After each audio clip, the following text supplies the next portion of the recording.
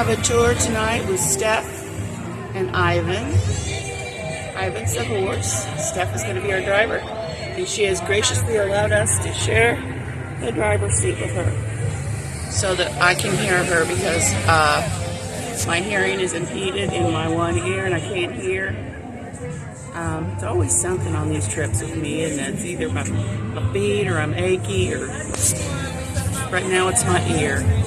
So Nancy, of course, is a horse person, so she's getting to know Ivan, and I'm anxious, so I hurried up and skedoodled up here. So Ivan is beautiful, sleek. You should smell him. He smells wonderful. Okay, so this is our little tour of New Orleans. The answer, I will invent something suitably interesting for you. Not that I'm creative enough to invent anything like what actually happens around here. Scoot up a little more, kid. Go on, yeah. It's right on the other side of the French Market buildings there. Across the street. Oh, you're fine. Come on, scoot over a little bit. There you go. There you go. Good boy. Plenty of room. The Mississippi runs up to 15 foot above sea level on a semi-regular basis.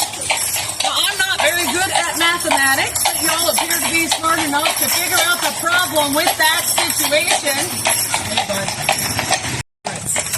According to the people that work in the museum, normally housed in that building today, he still hangs around. They blame him for the shadows that walk across seemingly empty doorways, the footsteps you hear upstairs when no one's supposed to be up there. You do often find yourself with a weird feeling on the back of your neck like someone's watching you in a seemingly empty room.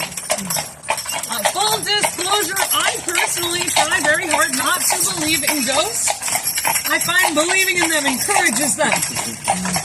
However, much like my Ivan up here, I too possess a strong sense of self-preservation. So if I'm at a party and someone pulls out a Ouija board, that's when I go home. Me too.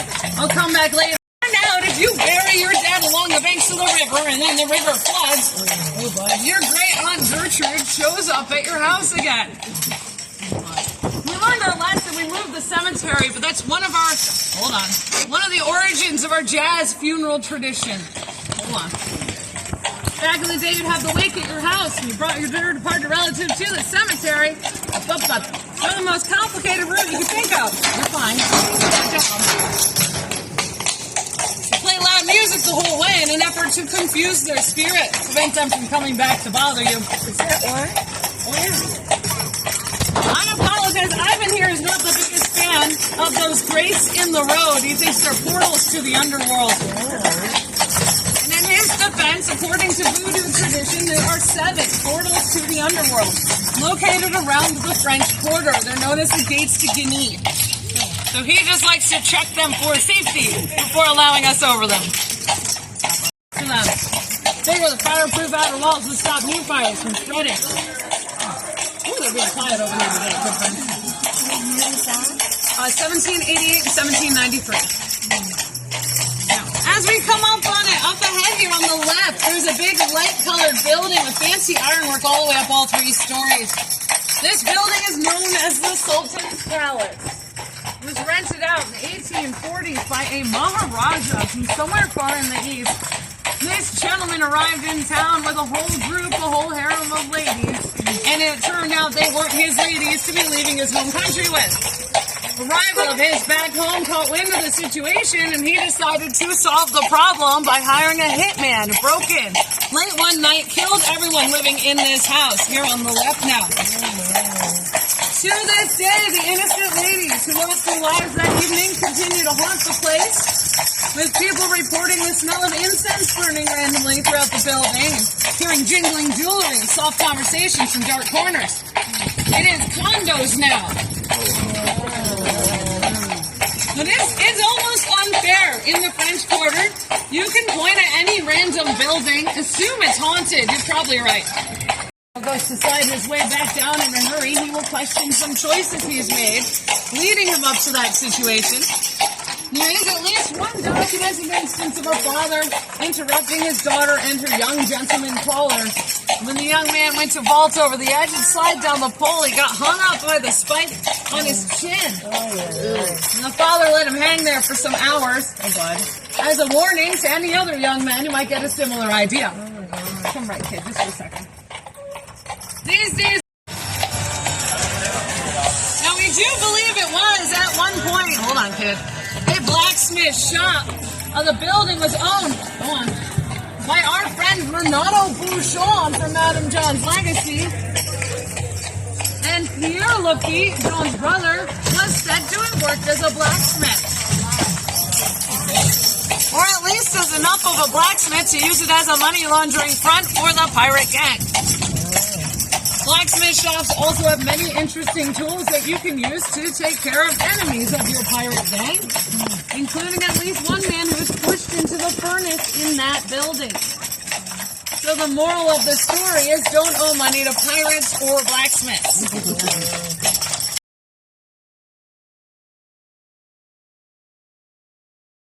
Bananas by bloodstains that appear and reappear at random throughout the hotel buildings. A couple years ago, I got to meet a gentleman who used to work here as a night shift security guard. He'd seen, right here on the right, he'd seen all kinds of stuff during his time here, but one night, hold on, bud, he said he came down the elevator in building number 5 in the back, the most active of the buildings. When the elevator doors opened, he found himself in the middle of a Civil War era surgery. Doctors and nurses. This building right here. I've heard about that. Doctors and nurses running back and forth, patients on the tables, sawdust on the floor to soak up spilled blood.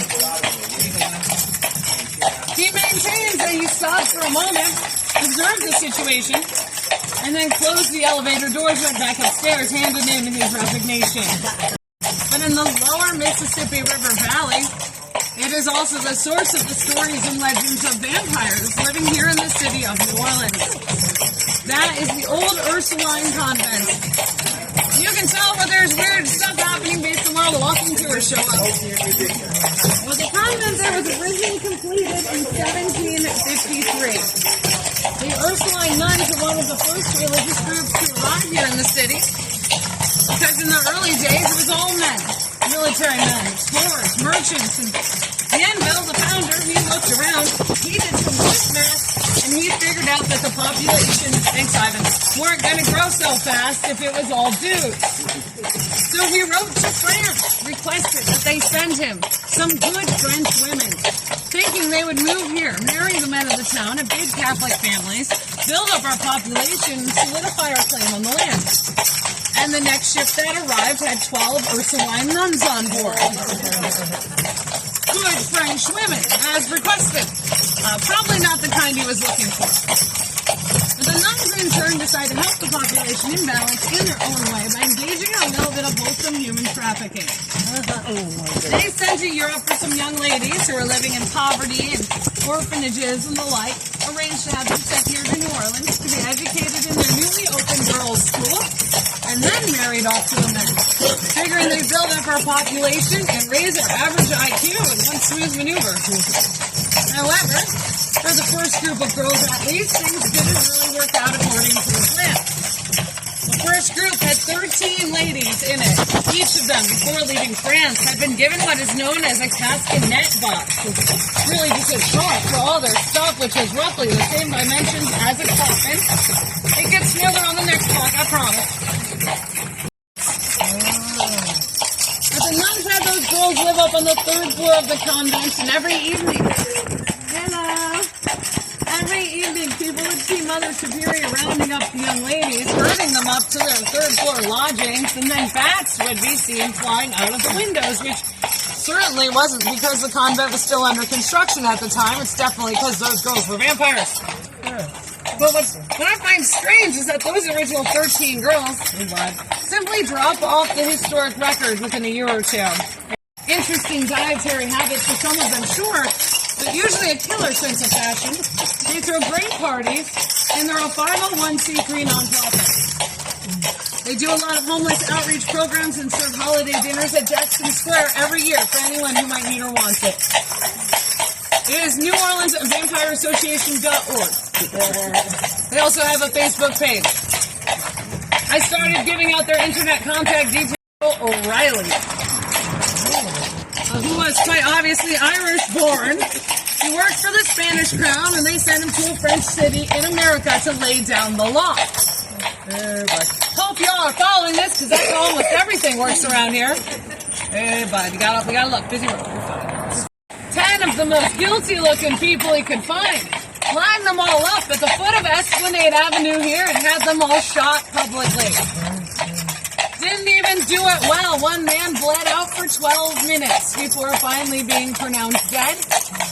O'Reilly was then unopposed when he became the second Spanish governor of Louisiana, and he proceeded to rule in much the same fashion as he'd arrived in town. To this day, we do not refer to him by any name other than Bloody O'Reilly, because we hold grudges. And also, as we come down Esplanade Avenue here, the far side on the left-hand side there, that is the Faubourg Marigny, the second oldest neighborhood in the city, observed into the city proper around 1824. And also, before we turn back into the French Quarter, unfortunately, the center of Esplanade is also where the slave auction once stood. If you have seen or read 12 Years a Slave, this is where that auction scene took place. Actively trying to avoid that one.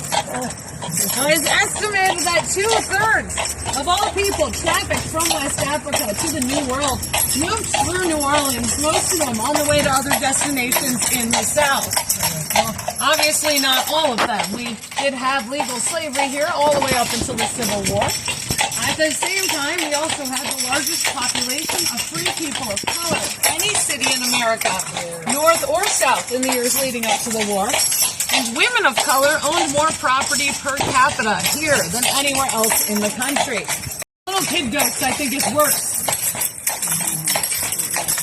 Also, as we come down the block, as Ivan sways and tries to make every pothole he can find. Good job, Ivan. The last building on the left of this block is now the Hotel Chateau. We are making our way towards the infamous Laurie Mansion. I will try to pause at least at the intersection for a little bit if there's not 14 walking tourists crowded around it. But the house itself stands down at the corner of Governor Nichols and Royal Streets. I will point it out when we can see it. It was originally constructed in 1822, residence of a Dr. Louis and his wife Delphine Lalaurie. Now, they were wealthy socialites with enough money that people were willing to overlook the part where they weren't very nice people. Oh, God. There was rumors about them for a long time. At one point, a little 8-year-old girl they kept in the house as a slave actually leapt to her death from the roof of the building. Green light, Ivan. Ivan! No respect for storytelling. Now, it only came to light years later. Apparently, she had pulled her mistress's hair while she was combing it, and she decided the jump was a better option than the wrath of Madame Lalaurie. Pointed it out, you would never again be invited back. And despite all of this, an invite to one of their dinner parties was basically your ticket to the top of the who's who list of New Orleans high society at the time. And things proceeded more or less normally in the house until April 10th, 1834. On that night, during one of their dinner parties, a small fire broke out in the kitchen, and instead of stopping the party or calling for help, they moved the party into the courtyard, continued serving food and wine, whole house filled with smoke. Now, a couple of party guests made their way the whole half block down the street at the time to the fire department. The firefighters were denied entry to the house when they arrived, so they broke down the kitchen door to get inside. Upon arriving in the kitchen, they realized the 80-year-old cook was chained by her leg to the stove. She had been the one to start the fire. It was a cry for help. Oh, God. She told them she couldn't live in that house for one more moment. She also advised them to go check upstairs into what was then the slave quarters. They got upstairs and they discovered the torture chamber. Turned out, whole time, the Lalauries had been conducting medical experiments on, torturing, mutilating the people they kept as slaves. Go on.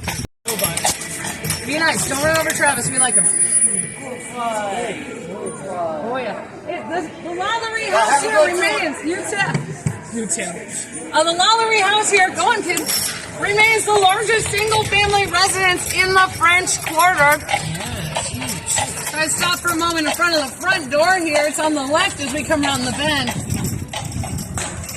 Well, the house as you see it today is not the original building. Oh, bud. It was basically in ruins after that fire, between the fire and the angry mob. It sat empty for 4 years. After that 1834 fire, nobody wanted it based on its condition and what had happened here. The Catholic Church eventually acquired it, fully rebuilt the building, and used it as a boarding school dormitory. Good job, kid. I know they're supposed to. For the Ursuline Nuns Girls' School down the way. The young ladies reported being chased up and down the hallways and across the courtyard by the apparition of a black man wearing nothing but chains. By the 1980s, someone thought maybe he could open a furniture store in the building. As it is a lovely location here on Royal Street, why not? But every morning you find some portion of his stock with shredded upholstery, scratches in the woodwork, and weird stains he couldn't get out of it. That furniture store folded relatively quickly. And more recently, the building was owned by one Nicholas Cage, Hollywood weirdo, who, as a sidebar, if people in New Orleans think you are crazy, that is a new level of insanity. Mr. Cage had purchased the house specifically because of its haunted reputation, and he was so scared of the place he never managed to spend a single night there. He ended up losing it and several other properties around town to foreclosure a few years ago after failing to pay his taxes, although he maintains it was the curse of the Laurie house that did that one. But now it's owned by a wealthy Texas oil executive who uses it as a vacation home. Because I'm sure the vibes are so nice.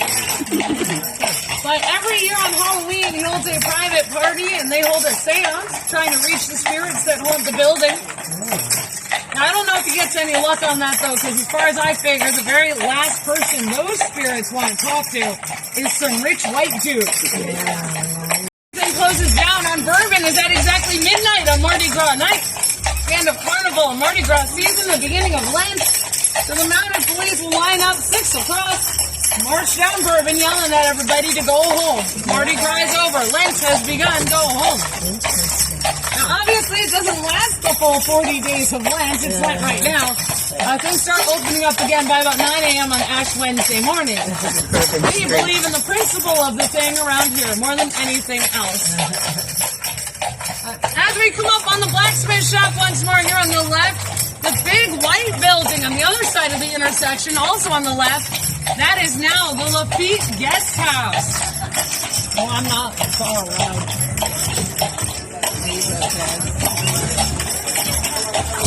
The Lafitte Guest House there is not the original building on that site. Originally, that was the location of the very first cemetery, or first hospital, rather, opened here in the Louisiana Territory.